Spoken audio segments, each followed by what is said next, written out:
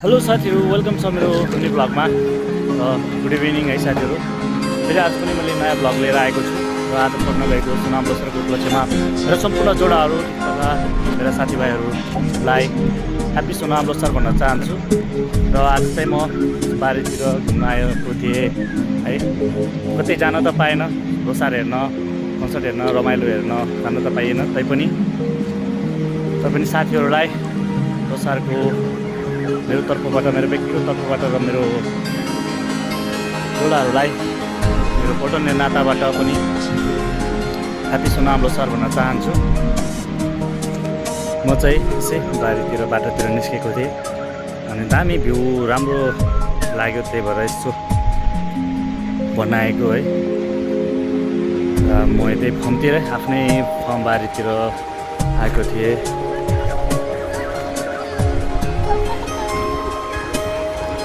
अनि साथीहरू, तपाईँको लोसार कस्तो भयो र तपाईँहरूलाई मेरो भिडियो कस्तो लाग्यो भनिदिनु होला है। र मैले फरक फरक किसिमको भिडियोहरू भ्लगहरू लिएर आएको छु, हेरिदिनु होला साथीहरू। यो चाहिँ हाम्रो बारी, हामी चाहिँ आज यहाँ भाइ र छोरीसँग होइन ढुङ्गा बोक्न आएको छौँ गाडा लिएर। हामी चाहिँ यो चाहिँ हाम्रो घाँस साथीहरू, घाँसबारी है।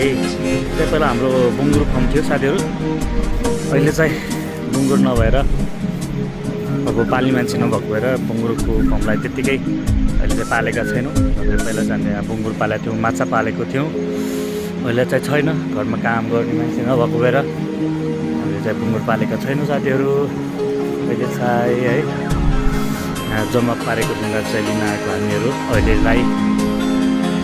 त्यति भन्दै साथीहरू, तपाईँहरूलाई मेरो भिडियो कस्तो लाग्यो, यदि राम्रो लाग्यो भने मेरो च्यानललाई सब्सक्राइब गरिदिनु होला, मेरो भिडियोलाई लाइक, कमेन्ट अनि सेयर गरिदिनु होला र बेल आइकनलाई क्लिक गरिदिनु होला। थ्याङ्क यू साथीहरू।